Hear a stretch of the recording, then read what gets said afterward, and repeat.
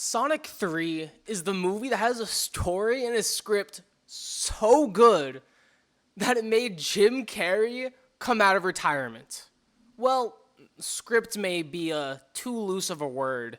Kind of feel like they just asked Jim Carrey if he wanted to come back, and since he just really loves the character, he just came back and they allowed him to do whatever he wanted on set, and that's what they put in the movie. And honestly, I'm all here for it. Jim Carrey absolutely stole this movie. He is one of my favorite actors of all time, and I love his humor, his personality, like the things he could do with his face. It is so much fun, and you can tell he has a lot of fun with this role. I think if you enjoy Jim Carrey at all, if you enjoy any of the previous Sonic movies, you are most certainly going to enjoy this movie.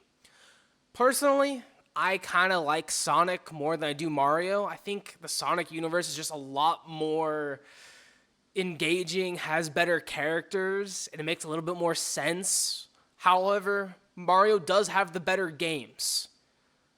But with that being said, this movie was pretty much just a shot for shot remake of Sonic Adventures 2. They even somehow managed to put chows in this movie, which I think was so creative and so well done that they put a chow garden as a restaurant.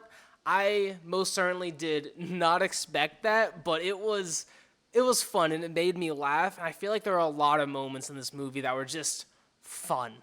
While this movie isn't like the most well-made movie, it's just fun, and that's the whole point of this movie. It's to entertain, it's to have fun. It's good for kids, it's good for adults. It is entertainment, it is comedy, and it is just fun. I feel like that's just the most simplest way I can say it, is just with it being fun.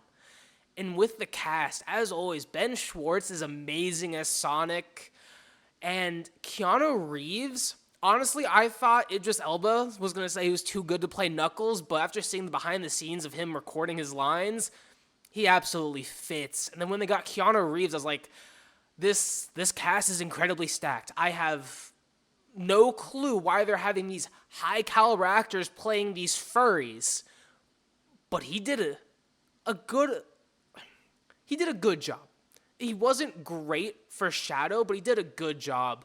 For Shadow, you wanted more of a dark, smooth, deep voice, whereas Keanu, just because of his age, his voice was a little bit gravelly, and he does sound old. He doesn't sound great for Shadow, but he still did good in the role, and I really did enjoy his work as Shadow, and I do hope he continues to come back. And with the characters in this movie, they did a good job with the story. I feel like it really progressed Sonic as a character with learning to work as a team, learn about pain and revenge.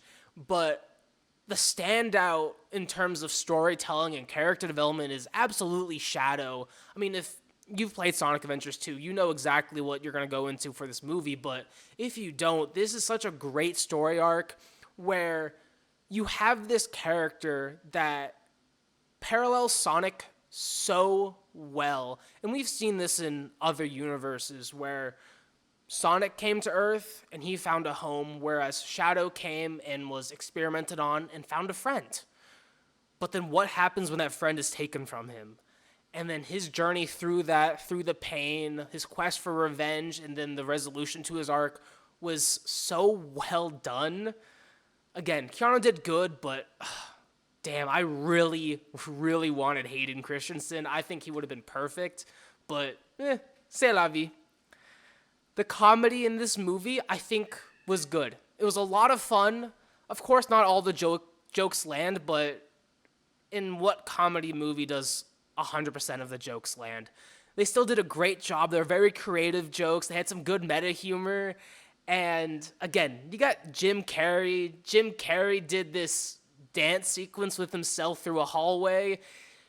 It's just fun, and the comedy is creative, and it all fits the characters. Even when the jokes may not land, like saying the word Konnichiwa. It's lame, but it fits the character of Sonic. That's something he would say, especially with modern day kids. He acts like a kid, and that's just a joke he would say.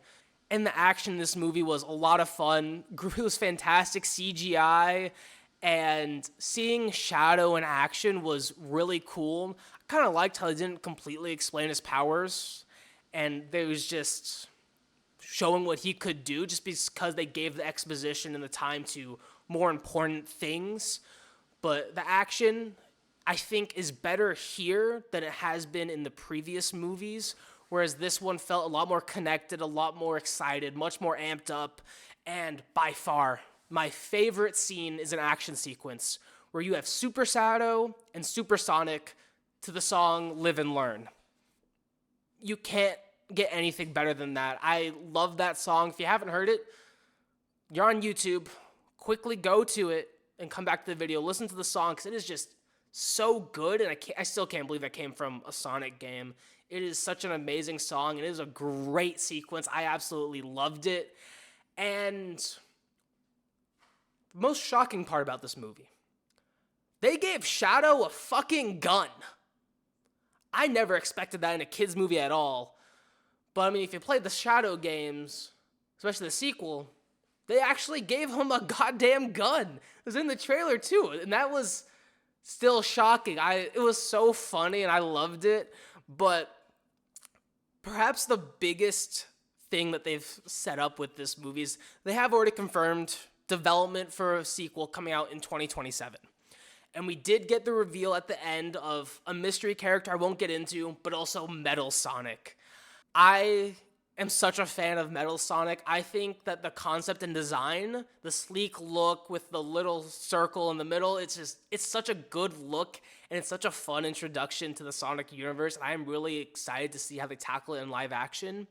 But however, with Metal Sonic being included and how this movie ended, especially with Jim Carrey and Dr. Robotnik, where how the ending sequences seemed a lot more like Jim Carrey saying goodbye to the role and goodbye to everyone. And with Agent Stone saying goodbye to Dr. Robotnik, it felt a lot more like saying goodbye to the actor rather than the character.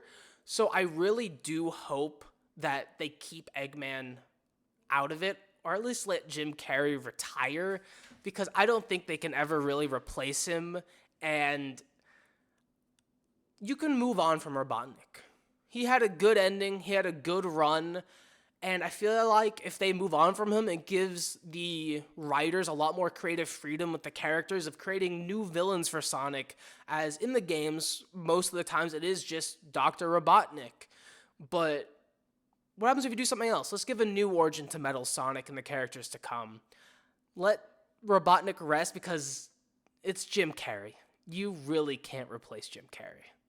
Thank you guys so much for watching. If you enjoyed this video, please leave a like and subscribe. And we just did a video on the new Superman trailer. And honestly, James Gunn is winning us over. Make sure to go check it out.